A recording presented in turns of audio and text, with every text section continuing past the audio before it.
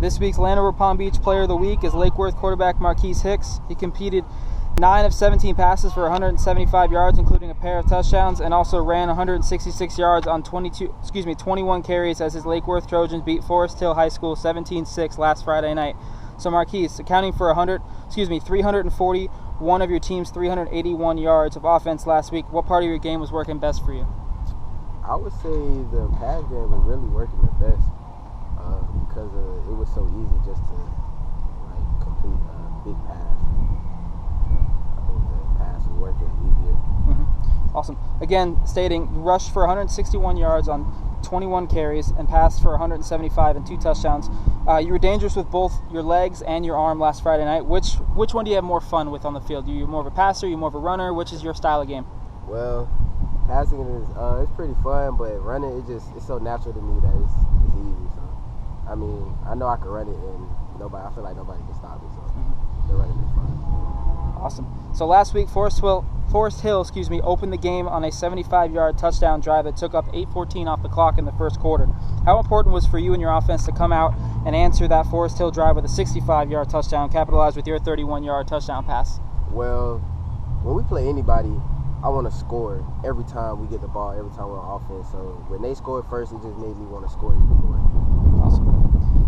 So kind of going off of NCAA, a little bit more of NFL, since it's that time of the year again, this time of the year for high school football as well, which NFL or NCAA player would you say best resembles your style of game? It's a few. I would really say my favorite person in the NFL right now is Cam Newton, and I also like to watch Deshaun Watson and the Marcus Mariota. So those dual threat quarterbacks that can help me elevate my game, that I can craft myself after.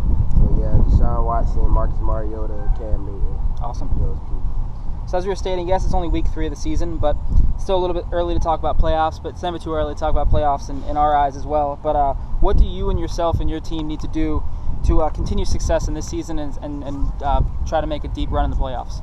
For us to do that, we have to execute. We have to play like we know we can play. We have to come out and give 110% every time. I feel like we have one of the best teams in Palm Beach County, so I know we could go far in the playoffs. There's no doubt in my mind about that. We just got to play to the fullest. We got to play hard every play, every down, every game.